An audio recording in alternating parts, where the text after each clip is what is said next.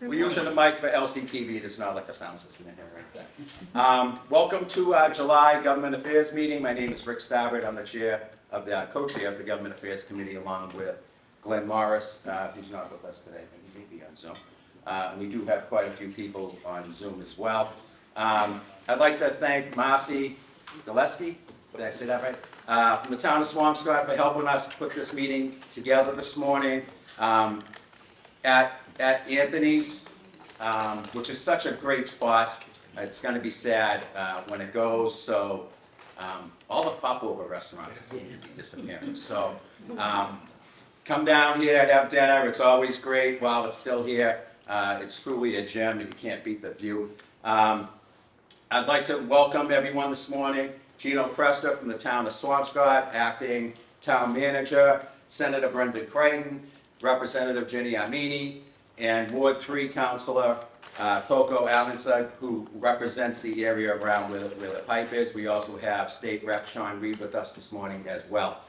So I'm going to ask the panelists to speak into the mic just so LCTV can have good sound when they post that. Was that good, Danny? Sure. Okay. And I'd also like to recognize Executive Director Ryan Newhall, who put a lot of work into setting this up this morning as well. So a lot of times I'll speak on something and kind of go back and forth, but I know absolutely nothing about what's going on over there. Other than it's been a concern of folks from all around for many years because, you know, so much runs down that pipe. The only thing I knew as the Ward 2 Councilor was keep the drain clean at Floating Bridge Pond, so that when the water level rises, it runs down a big pipe down Eastern Ave and out that pipe there. So I guess along the way, other things get picked up and end up out in the ocean here. And so our panel here this morning is going to explain the process that's in place now to help make sure that what comes out of there is clean and environmental friendly. So I'm going to turn it over to Senator Crighton, who will kind of lead the way and enlighten us as to what's going on over there. So thank you, everyone. Jason, all right, good start. No, it's an honor to be here. Thank you to Rick and Ryan for putting this together in the chamber, and for everyone participating here today, both in person and remotely. This is a topic that we can talk about for hours and hours and hours. So I'm going to try to give like a really high-level overview on the history. I will ask my fellow panelists to correct me when I misspeak. Like I said, it's very complicated. And I do want to give a shout out again to the chamber and the business community for rolling their sleeves up on what is an environmental issue, but also it's an economic development issue, certainly, and a quality of life issue. We all care about the people of Lynn, certainly for ourselves and our families and the organizations we represent. I also want to give a shout out to the many community organizations, and when you start to name them, you may forget some, but certainly Friends of Lynn and Nahant Beach, as well as Saves Kings Beach, and community members throughout the district that have been concerned on this for a long time. I first started working on this as a staff level for Senator McGee back around 2006. So this is going on 20 years that I've been involved, and I'm sure many of you have been involved. It was around the time the Metropolitan Beaches Commission was created by the legislature, and we partnered with a group called Save the Harbor, Save the Bay. And one of their big focus areas has been water quality throughout their existence. They played a huge role in cleaning up Boston Harbor. It was before my time, obviously, but I'm told the harbor was absolutely filthy and a disgrace to the city, and now some of the cleanest water on the East Coast. So I say all that to say that this issue came up without really, the public awareness was there somewhat, but I think over the last 20 years it's really grown, and that has helped to build our momentum on this. Senator McGee, through his time in the legislature, was able to get some authorization for I think it was $30 million to fix the problem. I think, that's an authorization, so that's, just allowing for the money to be spent. Over time, we realized that to convince any administration to actually spend the money, we're going to need to do the work ourselves, and we can't rely on any one governor or administration to roll up their sleeves. And I think that's when the communities of Lynn and Swampscott came together, along with our federal partners in the legislature. We recognize Sean Reed earlier. You're going to hear from Jenny momentarily. Also, Rep. Cahill certainly has been involved throughout this, and Rep. Capano before he left, and as I mentioned, Senator McGee when he was there as well. So fast forward to today, after a year or so of really intense work from a task force. I credit Gino and Mayor Nicholson for really leading in this effort to look at different alternatives to treat the water. So I failed to mention earlier too that it's kind of a two-part thing. We need to take care of the landside issues with our water and sewer infrastructure to make sure that we're not allowing bacteria to enter through those outfalls and to come out at Stacy's Brook outfall. But we also need to then treat the water to make sure that it is swimmable. And we weighed every possible option, and the one that I think scored the highest and made the most sense in terms of how long it takes to solve and how much it will cost to solve, and its effectiveness was our UV plan, which is a pilot now that is ongoing.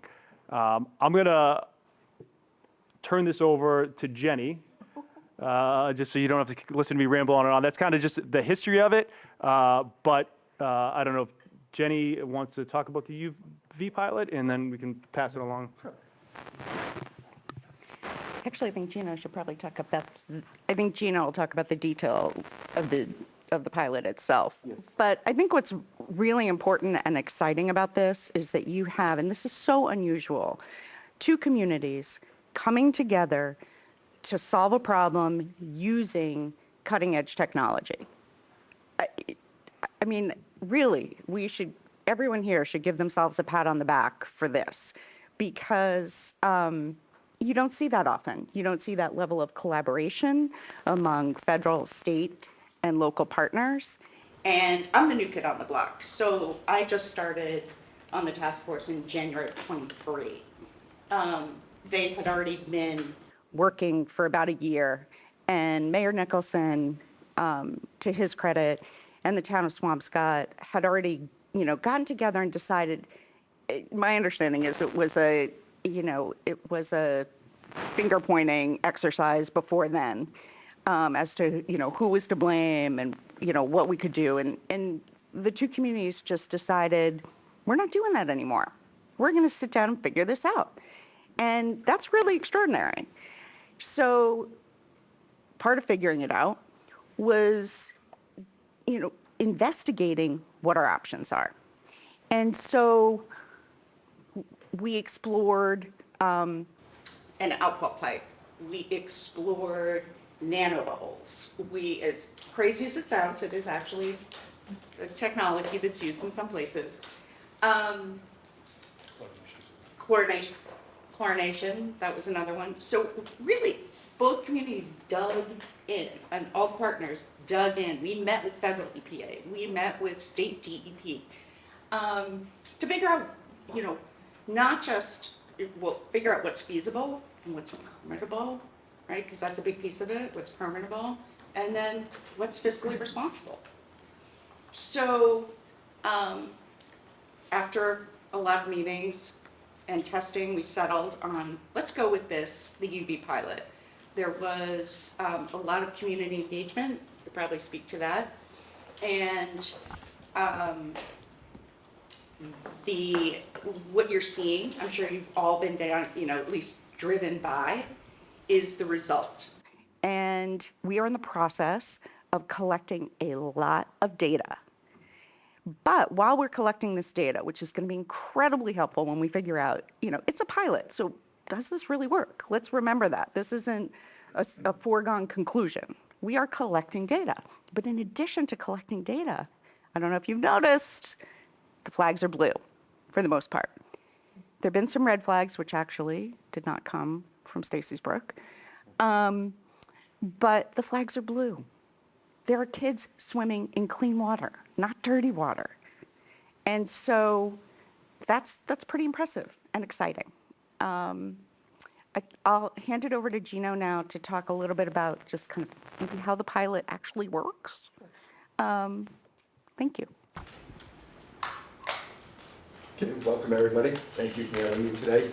My name is Gino Cresta. I am legal town administrator for the Town of Swampscott. For the past 22 years, I've also been the DPW director for the Town of Swampscott. So I've been involved with contamination going out onto Kings Beach for quite some time. Little history, back in 2015, Swampscott was hit with a consent decree from the EPA. Essentially, we needed to clean up Kings Beach.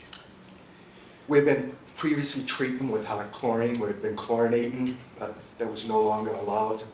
So what we started doing is repairing the pipes. What we thought was the issue in Swampscott anyways is that we have 100-year-old sewer pipes on top of 100-year-old drain pipes. The sewer and drain pipes both have cracks in them because they're made out of clay. So raw sewage was getting into the drains and exfiltrating onto Kings Beach. So from maybe 2016 to 2020, Swampscott spent $8.5 million repairing pipes, both mains and laterals, to try to correct the problem. We still have a long ways to go.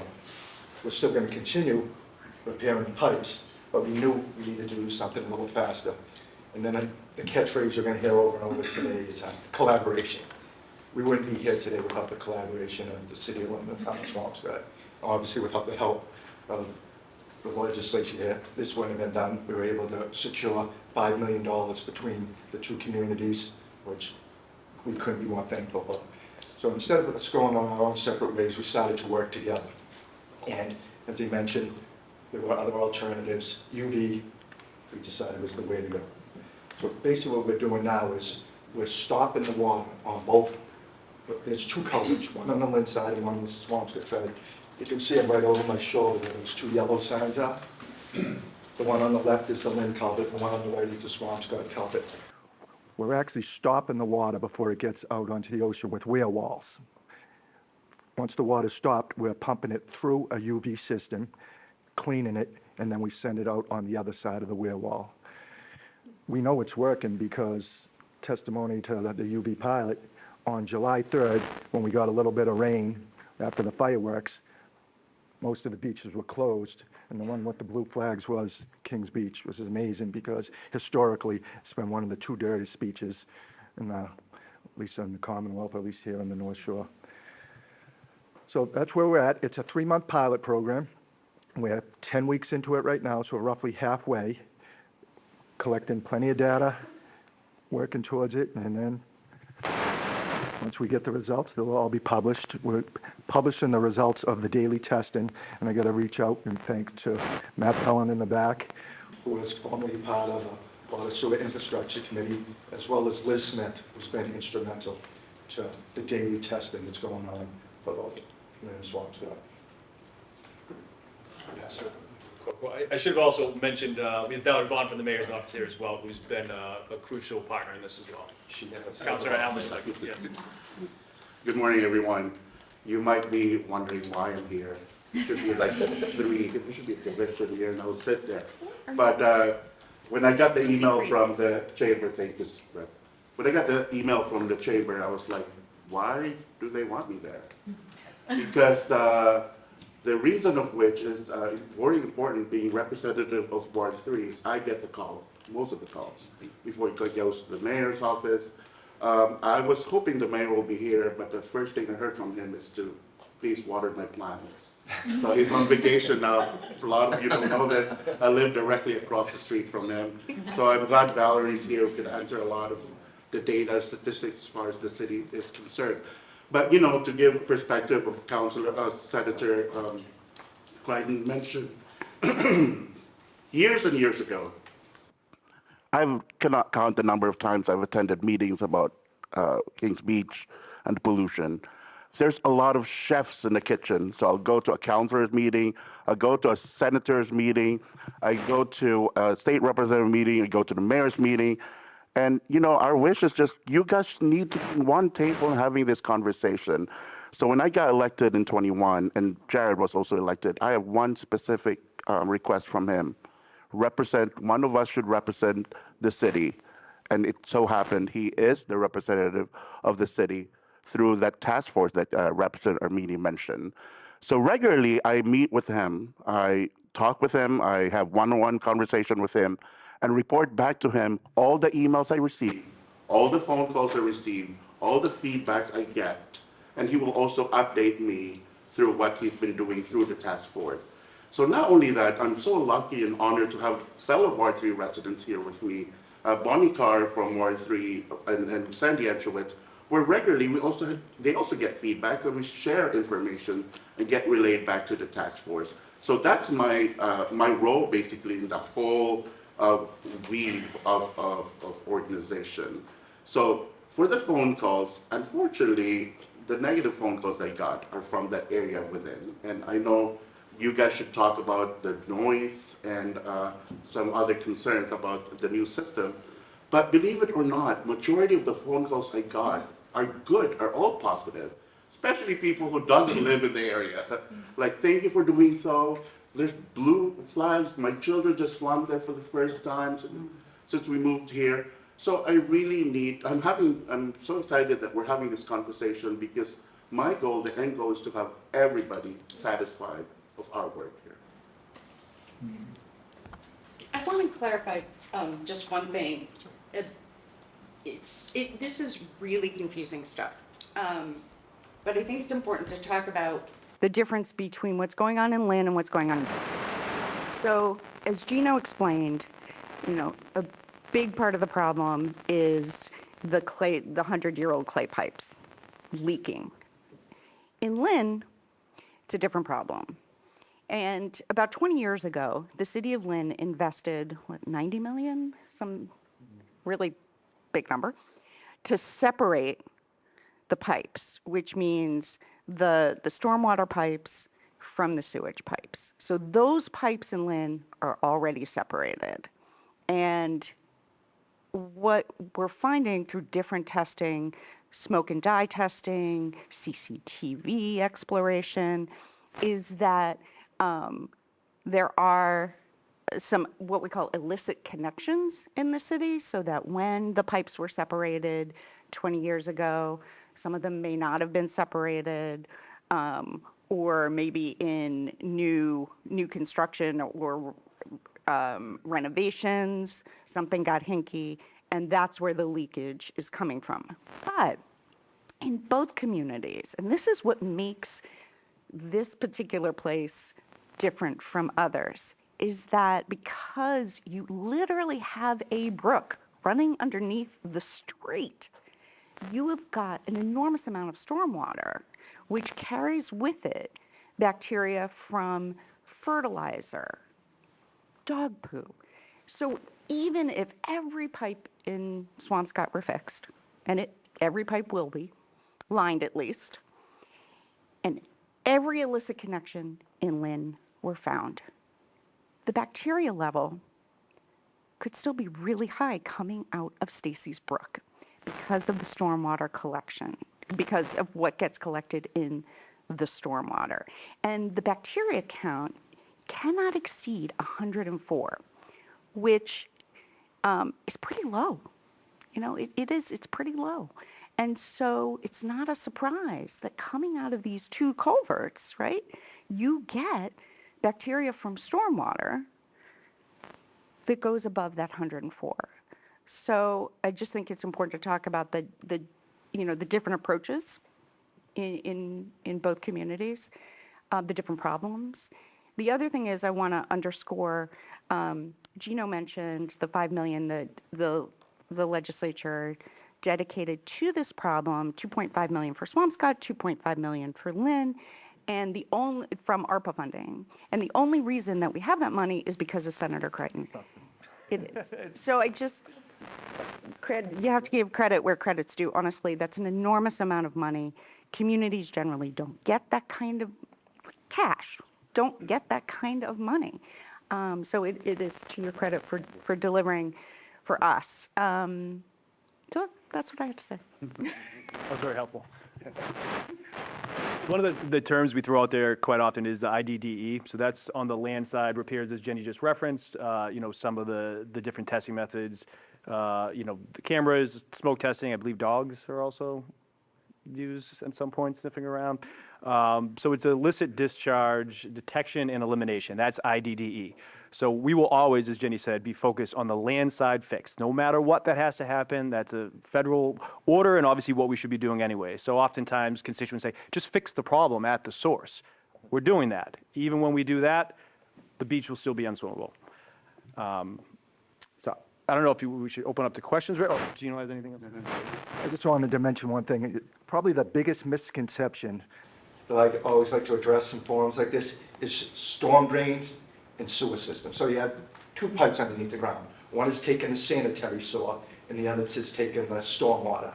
So when you see the grates on the side of the road, a lot of people, you'll see people dumping stuff into those and thinking that's the sewer. That's not. All our sanitary sewer goes to our pump station down on Humphrey Street, and then we pump it to Lynn for treatment. The grates you see on the side of the roads go into the stormwater, which eventually works its way out to the ocean, whether it's during outfalls on Kings Beach, Fisherman's Beach, Phillips Beach, or Preston Beach. So if you see somebody throwing something down there, I know we referred to the dog waste. You see people just taking one of those green bags. They don't want to take it home or put in the barrel, and you see them dropping it down the store. It's eventually finding its way out to the ocean. We do clean the storm drains on a regular basis, but if the level builds up and it gets to that pipe, it's going to get out onto the ocean.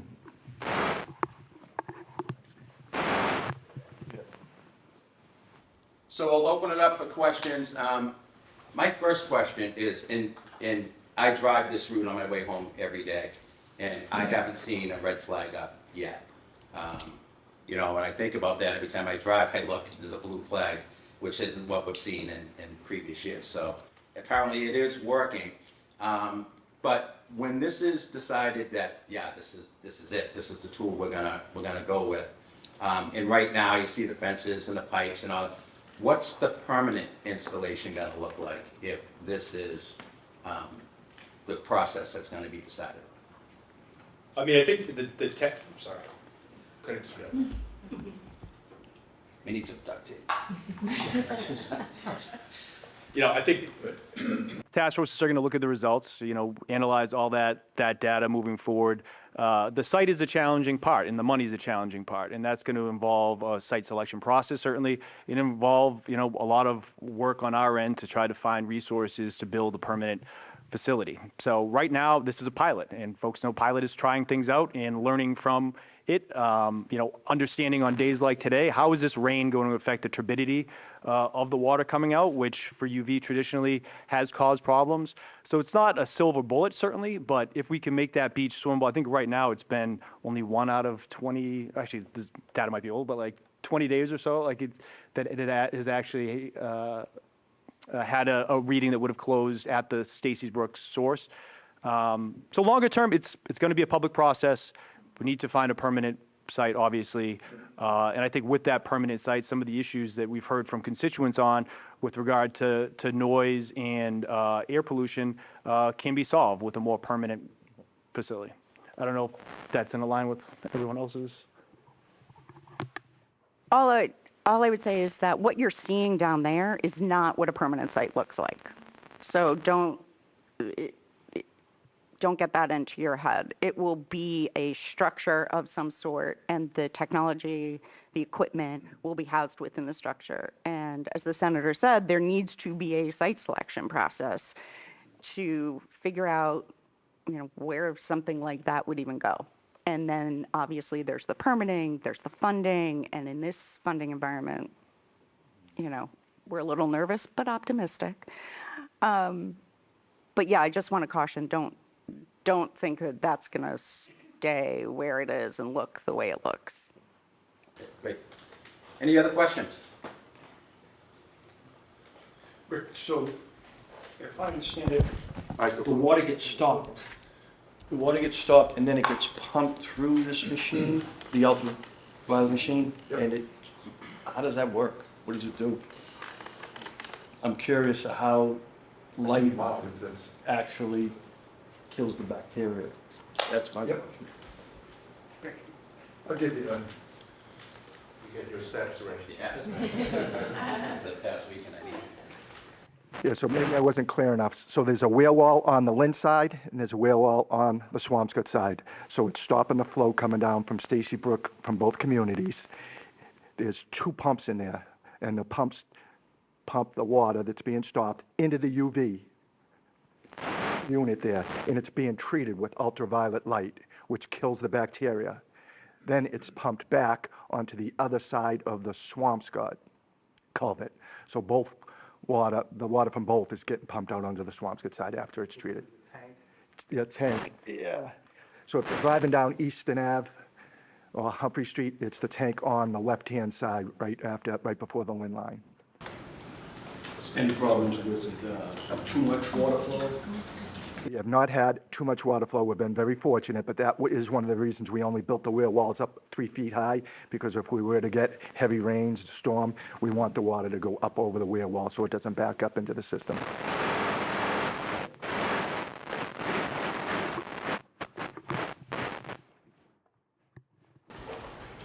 Hi, everybody. My name is Daphne.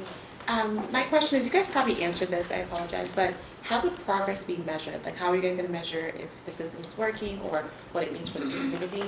And then also, would you guys incorporate like safety for as far as like swimming? Because if people see that the water is cleaner, more people want to go swimming, and we know like in the summertime there's a higher rate of people drowning. So how would that? Because that's like environmental justice and it's public safety. So would you guys incorporate that in some way?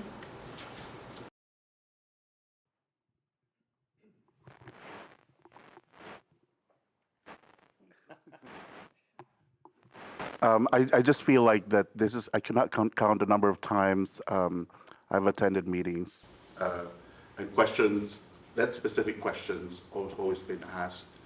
And that's the reason why data is important for this. So that's why meeting is constantly happening to address every issues and concerns we have. I do encourage everyone to go to the Lynn City website, because we have a section there just for King's Speech. And it gives you updates, minutes of their meetings, minutes of their meetings, updates they've done, videos, articles, links, and documents. Datas are there. It will probably answer a lot of your questions. And if you cannot find the questions you need, call these 3 people.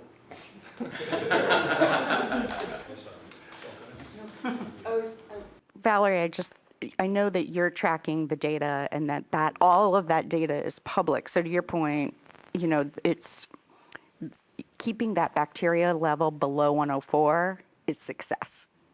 But Valerie, do you want to just mention where people can access the data? Valerie. Daily sampling. Yeah. We do daily sampling, and Gino can speak about this as well. So daily sampling, all the data is online. We have an interactive dashboard, which Matt helped make, and we also have it on a spreadsheet. So it's really accessible. We talk about bacteria levels, and we're also going to be doing air quality measurements, which is from the generator. So all that is public at this time if you go to the city website.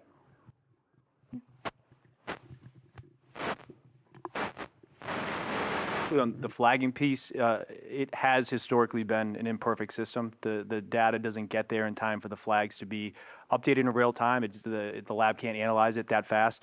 So it has been a struggle for us as policymakers in certainly different administrations to say, I mean, should we just get rid of the flags altogether? But that could put people's health in jeopardy as well. So I mean, generally, when there's a significant rainstorm, it's more likely the bacteria count will be high just because the flow of water there. I would say that the new system that DPH has put in place, if any one of the 3 outfalls on the beach exceeds a level, the whole beach is closed, or you get red flags for the whole beach, which again, people may see the red flags and say the system's not working. That's not necessarily the case. It could have been an errant sample from Kimball Street and impaired. So there are other sources that unrelated to Stacy's Brook that could cause the beach to be closed, where it's probably likely that if you swim to Stacy Brook that day, you would be held harmless. But DPH at this point, that's the system we're working with. So, you know, if you see a red flag or if it's rained in the last, 6 to 12 hours, maybe express some caution there before going swimming.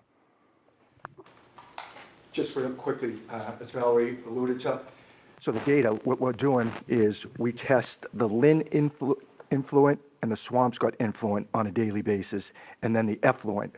So we know it's contaminated before it's going into the UV, and then we're testing it on its way out, which showing it's clean. So that's how we're measuring our success. I think Douglas had a question on that, yeah.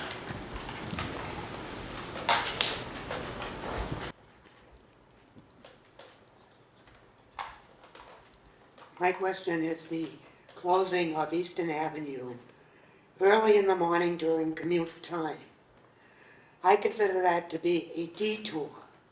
A detour should have a sign indicating where the turn is if you cannot access Eastern Avenue. There has never been another detour sign indicating where that very difficult turn is to get back onto Eastern Avenue. That is a horrendous turn to make for commuters in the morning. Could it be marked beginning of detour, end of detour? Not everybody knows the road in this particular. I just want you to walk back and forth, Rick. That's why it's like, So this is a question exclusively directly to me. So this week I'll bring our parking director. We will look around, we will see, observe, and mention to her about your feedback, and that will happen. Oh, Swampscott. There you go, Gino. You're right all. Thanks, Coke. So it's never been a permanent shutdown. The only time that we blocked that section of roadway is when there was an emergency. So we had a couple of issues with the pumps, that we had to block off the one section you're talking about. But for the most part, those lanes are always open. But Gino, why isn't there a sign saying that's a very difficult turn there for a person to make? And there's no sign, or there was no sign when Eastern Avenue was closed, that was part of the detour. Agreed. We'll do better. I'm hoping that we don't have to. Okay, thank you.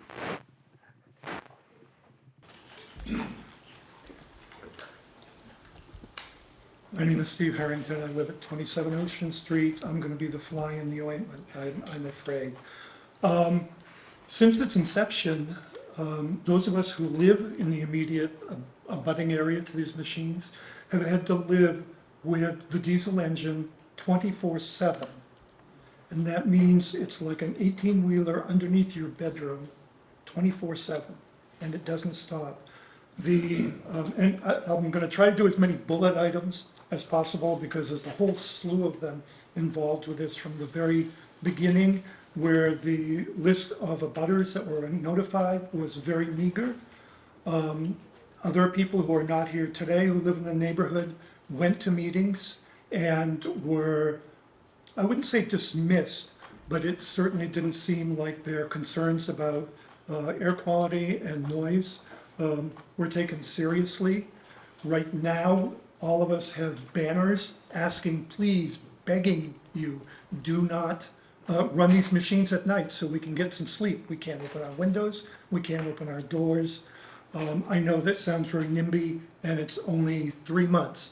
However, that constant drone is there all the time. We have people in our neighborhood who have moved their bedrooms to the back of the house. We have people in our neighborhood who have put fans in all their front rooms so that they don't hear this. As far as the traffic is concerned, not to contradict you, but the day that the crane was there, and there was another day that that particular section of road was closed, there was no police detail. And we were concerned that initially when we met with Mayor Nicholson and Valerie and Jenny, I don't know if you were at the corner on that meeting. Yeah. I know Liz Smith was there, but we asked for police detail, and we were told, we were guaranteed that there would be police detail every time there was construction. That did not happen, and it did not happen very, very frequently. And what we found was that the wording was changed from we guaranteed police detail to we request police detail, which meant it wasn't there. Now it's gotten to the stage when we issue a complaint, either in Swampscott or Lynn, we're told it's been given to the legal department. So we have no voice whatsoever. And I can tell you, even though it's a small number of households, it's less than 10, it's constant. It's 24/7, an 18-wheeler underneath your bedroom window.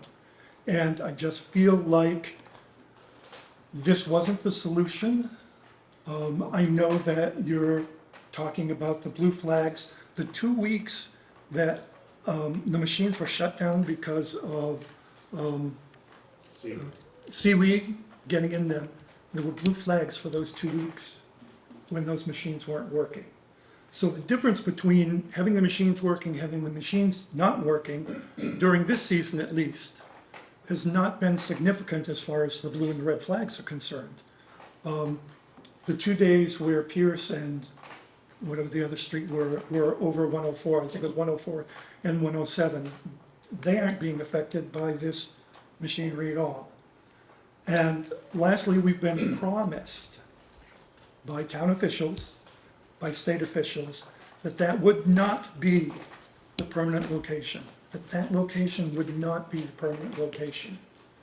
And we have yet to see any plans for what would happen instead of that. So those are kind of my bulleted plans. We've been, the credibility of the information that we receive, my mind keeps going to other bulleted items. We've lived here 30 years, and Kings Beach in Lynn has been raked twice, and that was in 1997. So we've asked Mayor Nicholson, please get the DCR out. They're out there doing Nahant Beach. Swampscott does their own beach. Kings Beach in Lynn is never cleaned. And if you really want a clean beach, then do it in every aspect of it. Thank you. Sorry. That's a lot. Yeah, I can't my best, and so certainly, you know, anytime there's a major pilot program or construction or anything like that, there are negative impacts, and none of us should at any point take any of those lightly, whether it's 1 abutter or 10 abutters or 20 abutters, right?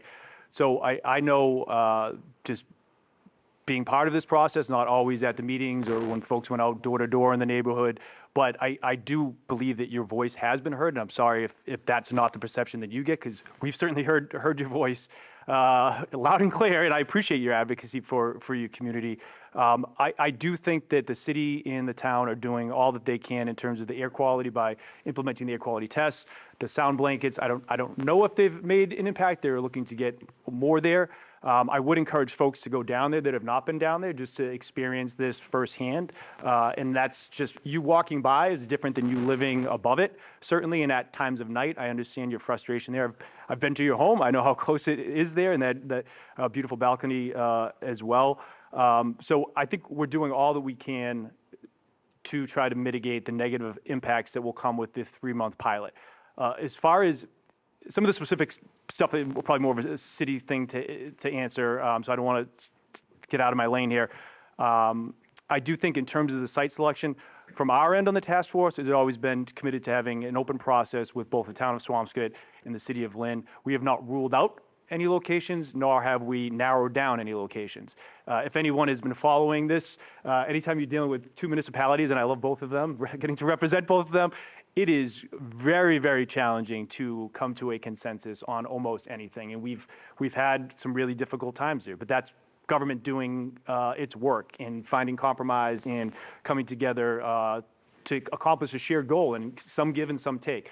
So I think it's premature for any of us to assume where this is going to go, not to mention where the funding is going to come from.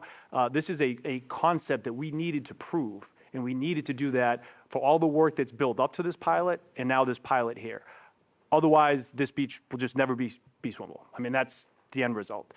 In terms of the flags, again, the flags aren't indicative of how our pilot is working. It's indicative of the overall quality of that beach. And the raking, I will circle back with DCR. We've been told in the past that they can't get the equipment down there. Obviously, Swampscott gets their equipment down there, so I don't know if they would need an easement to use the ramp or whatever, but certainly that's something we can advocate for more, but I don't know how much of an impact it would have on the bacteria. Just to follow up. When we did meet with Mayor Nicholson, he said specifically, it will not be here. That's number one. Number two, as far as the noise level is concerned, it is at an illegal level. The ambient decibel level in all of the neighborhood, I walked around at midnight and took readings with a decibel meter, is between 38 and 42 on a scale of 100. Legally, any project like this can go 10 decibels above ambient.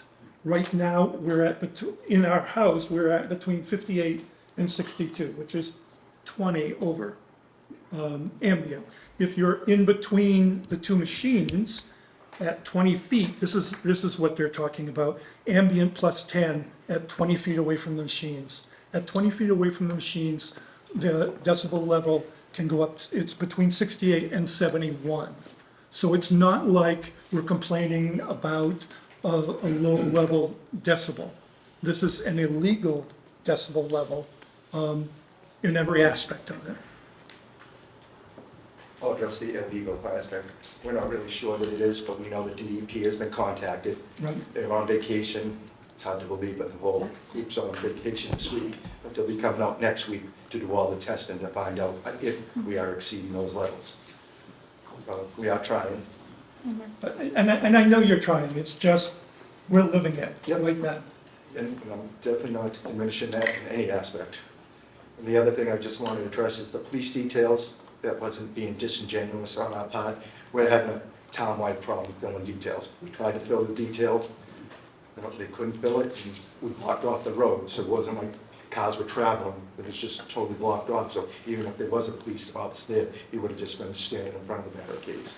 Well, the problem is, the cars are detouring, and now where there used to be a one-way road this way, now there are two lanes going left and right. They were going all over the place during those mornings when the roads were blocked. It was a Their mess. point, they're talking about the other side of it. Yeah, it was the Lynn side of it, basically. Any other questions? I have a quick question.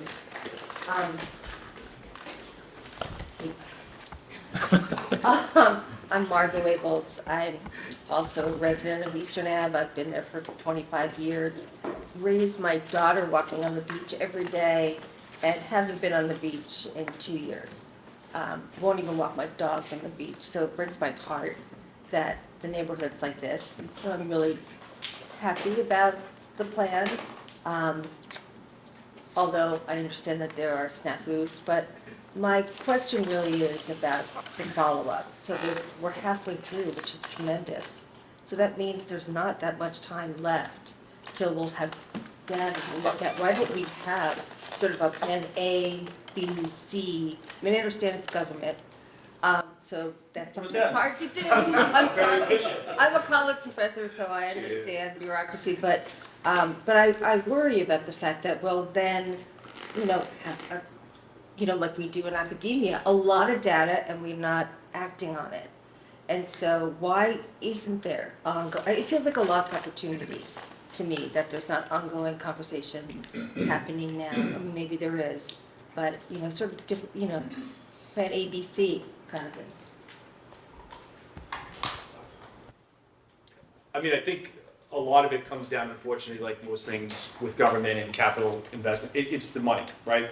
So it's us doing our work as legislators to convince the administration, our congressional delegation, doing what they can't convince the federal ministry. It's challenging. It's over $25 million to do this, which was, roughly, I forget if that's what. And it's going to be more now, right? So it's finding the resources needed. So this is us building the case. So we were confident we were going to have good results, but we just are getting the results now. So it's us talking with the secretary, talking with the Healy administration. I mean, we've been a huge thorn in their side. And every governor side for a long time, so it's not like they're not aware of it. But I think we need to show them, here's the information. And we're communicating with them throughout. I mean, the mayor has been, he calls me more than my wife does. And a lot of 9 out of 10 times it's on this issue. So we're working it. It just may not be as public. The site location thing obviously is going to take time, and that's a local process. But the money is going to take more time. So I think we need to regroup after we have the results. And not regroup, continue the dialogue for longer.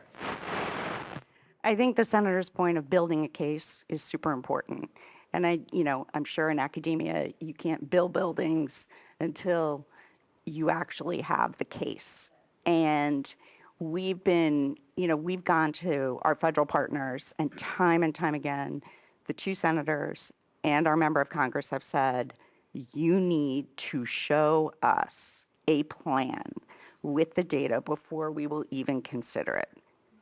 And so that's what this is about. That's why I think coming up with A, B, and C when we don't have the data is in a little bit of putting the cart before the horse. I think once we have the data and we have a firm grasp of the narrative, then we should proceed. And that's what we're doing. I don't live at the end of the block that he lives on, so I'm not affected by the noise in the same way. But there are, and most of us are really supportive, except for that we support our neighbors as well. But there's lots of us that can write, that can call, that can speak, that can be, I think helpful at the table too. So don't forget about. Oh, believe me, we'll call you. We'll need you. This is a large sum of money and also a permitting challenge. And so we will need many, many voices in this. So thank you for that. She baked very good cake, also. Cake? I like it. She did hear. Good morning. I'm Dinora Mendez, social worker, educator, Lynn resident. I've been Swampscott resident between the two beaches. And I have the smell in my brain since the 90s. And at the end, but I can tell you it has significantly changed because now I live on Beach Road and I live there. And sometimes I feel something that is weird in the air, but I really appreciate every effort. My question is how we don't have that more community engagement in this plan. And I know it's political, I know it's budgeting, I know it's that, but there is a community engagement piece that I don't see here. And maybe because this is my first time. I invited myself because I care. And I know I'm a writer. I take pictures of things that I see on the beach. I want to write the book. I want to present it to parents that work with their grandchildren and children because I do. And all the dogs honor. I can see them every day. Some people pick up and some people just throw it, and some people even take thousands of the plastic bag to their home. And that I care. As a social worker, but also as a resident, as a grandmother, as a friend, as a Lynn resident and owner. And I don't see that much reach out to the community. So my proposal to myself is that I'm going to do everything that I know how to do, is to write, is to take a picture and ask a question, like the bottle of the Coke, asking the owner that left it behind, why did you leave me behind? The shoes, I have picked up things that you would not believe from the beach. And sometimes I take it to my house. And my children, it's just so close to, my 4 years old say, no, don't take it home because the fish need the shell. And I think that just touched me. And I say, how can I contribute to this? So that's why I invited myself. And if anything that I can do to educate, to share this story, Lynn, Swampscott, I care. I care about both places because I live in between. And I have lived a long time and I bring my children too. Well, we hope to see you in the future meetings and events and activities. Because You should go there, Rick, and then come back.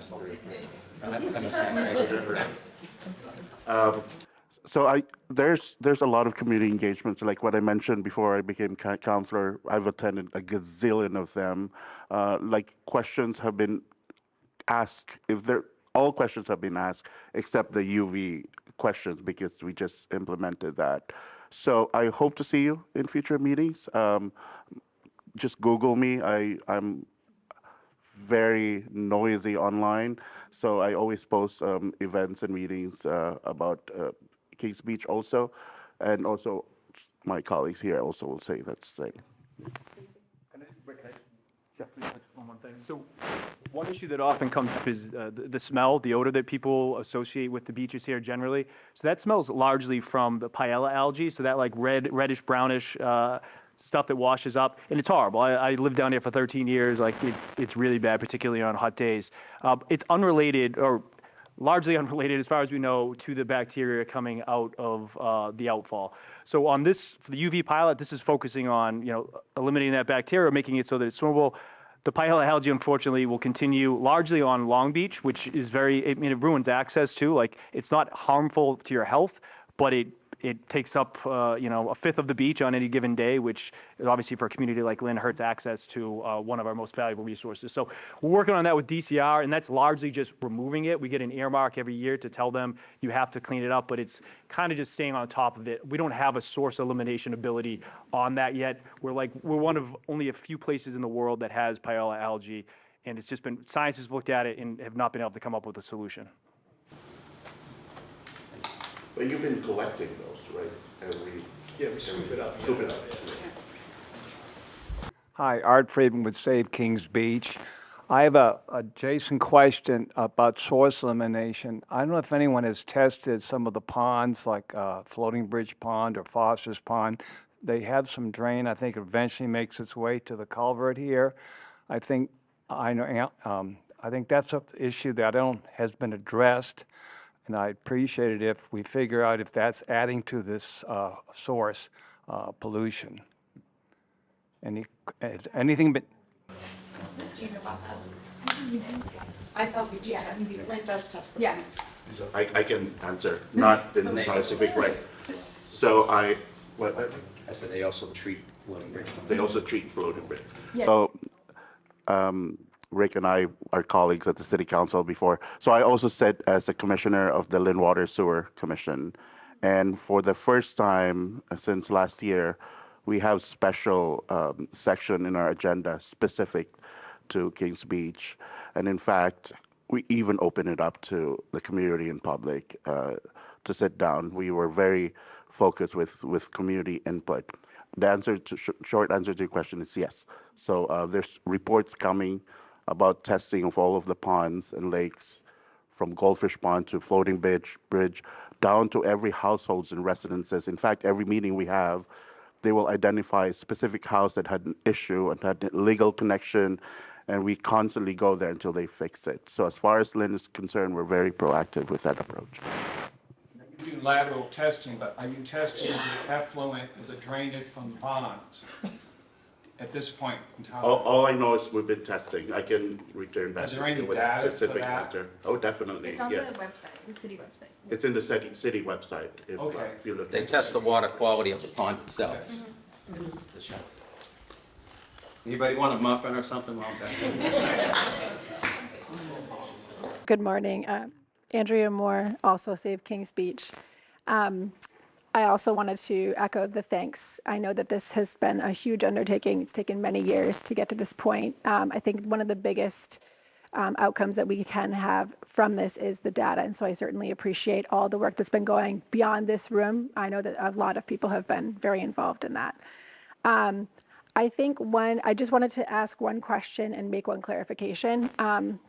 Because I think oftentimes we do hear folks say like, oh, well, even with IDDE, because of all of the runoff, we're never going to fix the issue, right? And that might be true, but the reality to me is that we don't know that yet. And I went to a Lynn Water and Sewer meeting about 2 months ago where they identified a hot spot near Thorogood Marshall School. And Coco knows all of this because he was in that meeting. And I don't know if that's been resolved. I don't know what the result of it was, but I do know that when I asked, why are we just learning about this now? Their response was, this is the furthest we've chased up from the brook. So there is an expansive amount of research that we still have not done in that area in terms of identifying where other potential hotspots are. So my big push would be, foot on the gas, let's keep figuring this out, because even if that's true for UV, and I think that we can pursue these things in parallel, we should do the utmost effort we can to make the whole system, the whole sewer system and drainage system work as it's designed to work first. because we may not need as aggressive of a UV treatment. It may cost taxpayers less to have a slightly smaller machine if we can do everything we need to do in order to get that up and running. The second thing I wanted to bring to the group as a question was, a lot of people have asked in our group, Save Kings Beach, where's the rainfall data that accompanies like the data that we've seen on the Lynn website? I think that people are very interested in how much rain the UV system can take before it shuts down, because it's clear that it shut down one day because on the beach it tested like at 2,500. But I think people are wondering, well, what is the cutoff? Just so that way we know. Because again, for our sakes, if we're trying to decide when we can and cannot swim at Kings Beach, I can actually use rainfall data to know the day that the machine is running. Oh, it's only been 0.2 inches of rainfall. I know that the threshold is 0.5, so it's safe for me to go to the beach, because people are coming to us and asking, can we go to Kings Beach? And my answer is still, no, I wouldn't swim there, because there are days where it does test poorly, and I don't know where that cutoff is. So I would love it if that information could be added to the spreadsheet, and that as part of your analysis, if we can make a clear threshold for folks as a guide post as to when it is safe to swim at the beach, when the UV system is running. Thank you.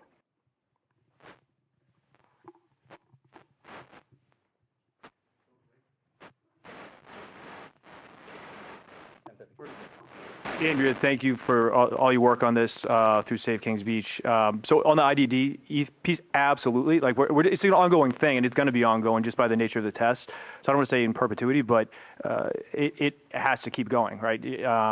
So we're fully committed to that. On the testing, I'm sure on the data, we can absolutely incorporate that. And that's one of the reasons, again, for the pilot. If we could get that threshold, it shouldn't just be like, oh, did it rain last night? Like my grass was wet and whatnot. No, like we should have a threshold and an alert system. So I appreciate you raising that. I would like to point out that does in the plans to include precipitation data. We already have the data. And primarily this is a function of my so I've been volunteering to do the pilot group now for a few months. I have about 300 hours into the data collection and the data reporting infrastructure. I'm the one that built the dashboard. I've got probably close to 20,000 lines of software that I have written for this pilot. And I have a full-time job. I have a 2-year-old. So I have a lot on my plate. And I unfortunately can't have all of this data accessible to everyone instantly. So we are collecting it all. It's just purely a function of the fact that I'm a single person and only have so many hours in the day to dedicate to this cause. So.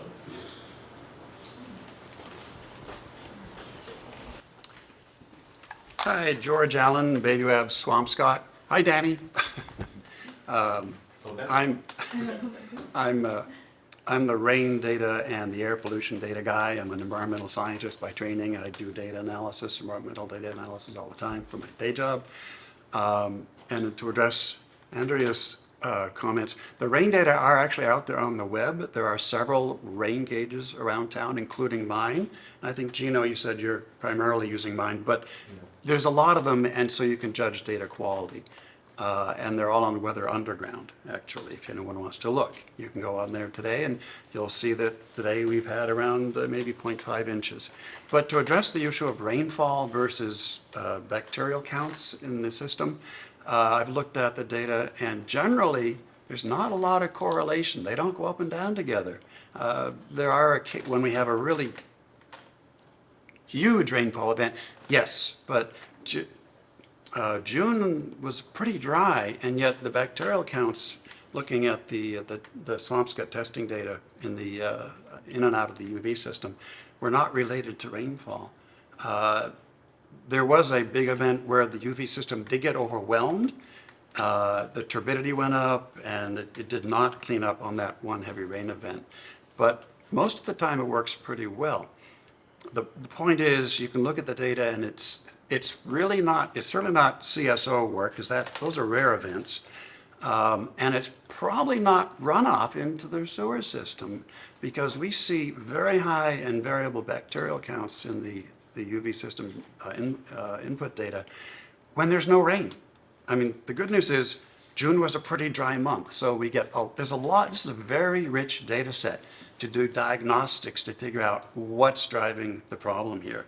And the answer is primarily not rainfall, is what I can take from looking at the preliminary data. I do maintain a spreadsheet taking all the DCR data, all the Swampscott in-text data, all the rain data. It's all there, boom, if anyone wants to look at it. And it does, so far it does tell the story. And the story seems to point maybe to sewer hookup issues from what I can tell. That's preliminary, and I wouldn't want to take that home too much. But, you know, when all the data are in, it's a very rich data set. And congratulations on the collaboration between the towns. It's fantastic, by the way. Really, it's a good way to go. But I think it will really ultimately serve as a diagnostic. UV treatment may or may not be the answer. Right now, I look at it and I kind of shrug my shoulders. But, you know, that's down the road a bit.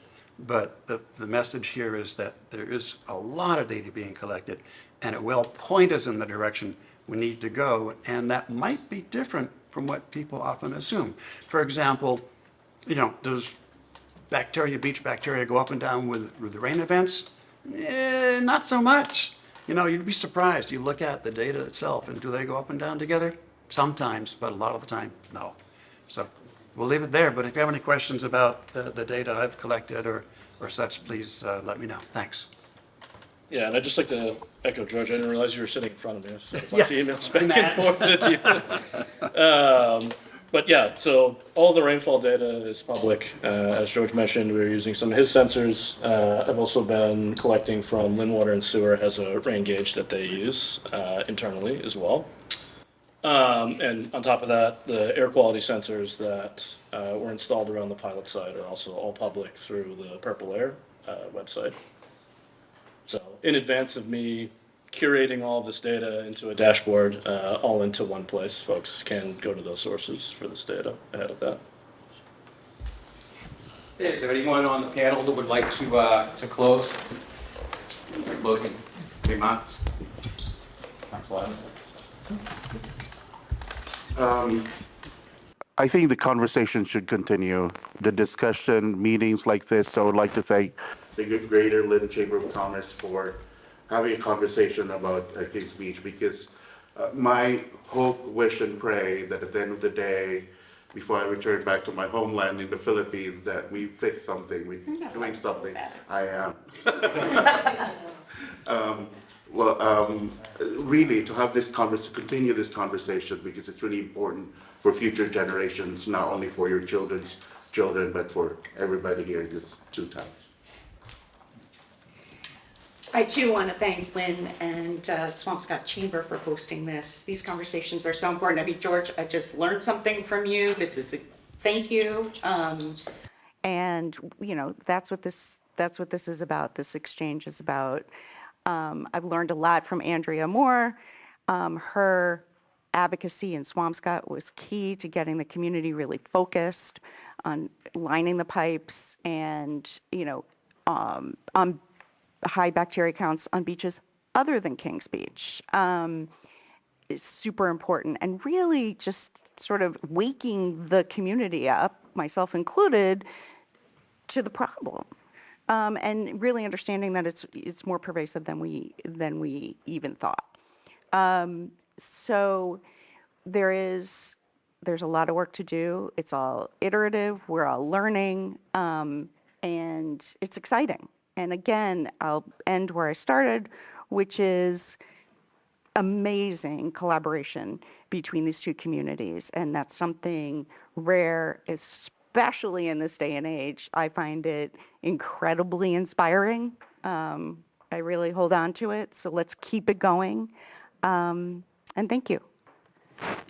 Thank you to the chamber and everyone here who's participated. I do want to respond to George quickly. Thank you for all the work that you've done on this. I would like to talk maybe offline a little bit more about the historical rain, because I think there has been correlation there going back the last 20 years. Maybe that has changed, but would love to get your input and appreciate your expertise. To everyone else in the room, I think should be happening in the public sphere and in government. People coming together, not agreeing on everything, not knowing all the answers, not looking for easy answers, expressing disagreement and having a civil discussion here. So certainly an example to set for the country, if not for the world, on how to responsibly get things done to benefit our full community. So I appreciate that. Look forward to working with all of you moving forward. I'll be quick. Thank you, Phil and Chamber, for having me here today, and thank you all for showing up.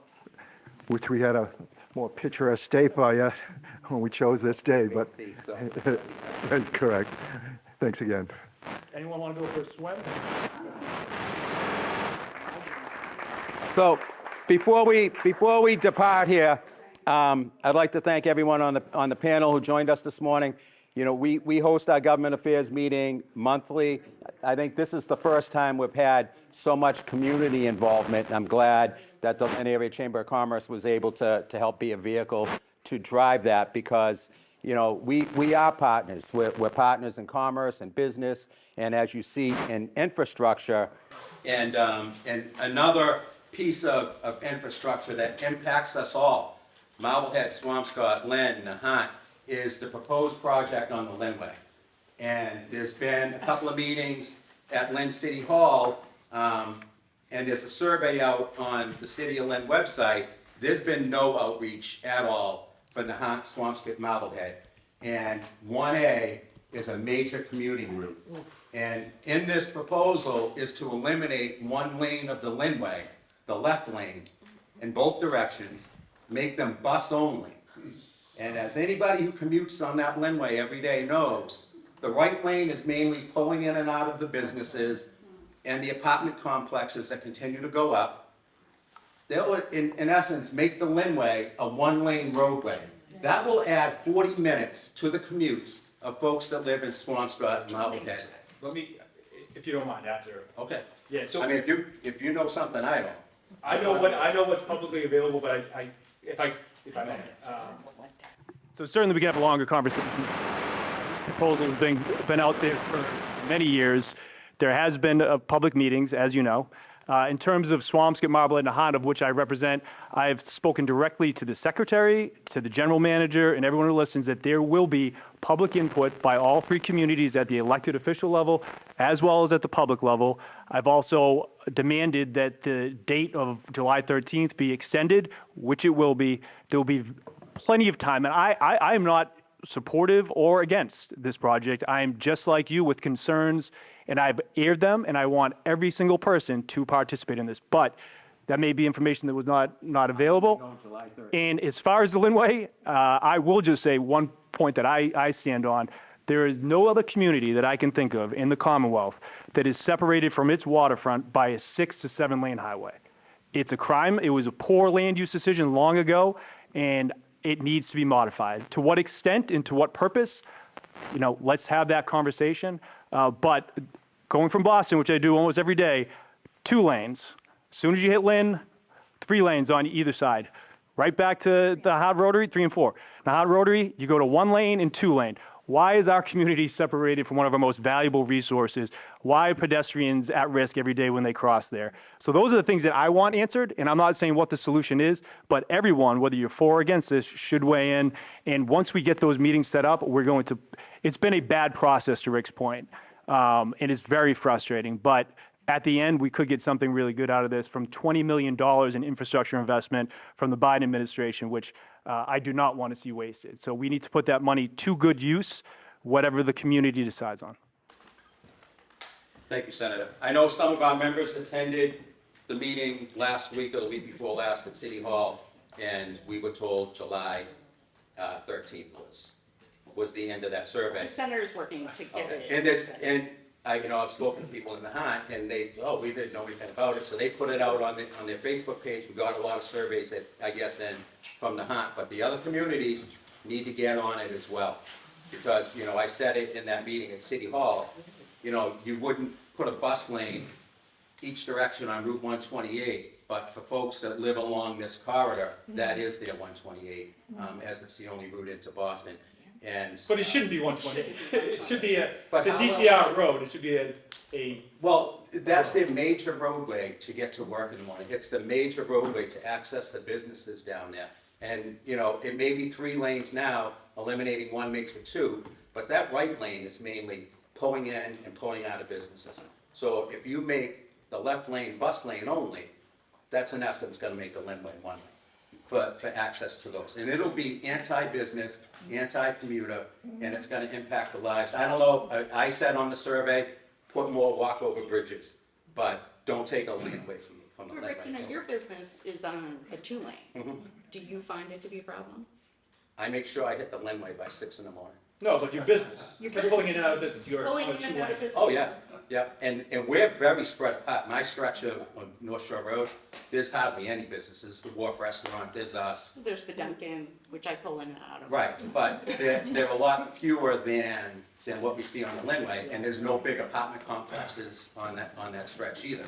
I mean, if it's the Linway traffic though, right, so like. Not on my The stretch. Gibson. Welcome to the Linway. That's Welcome to the But Linway. go take that survey and, stay informed, and I hope it does get it.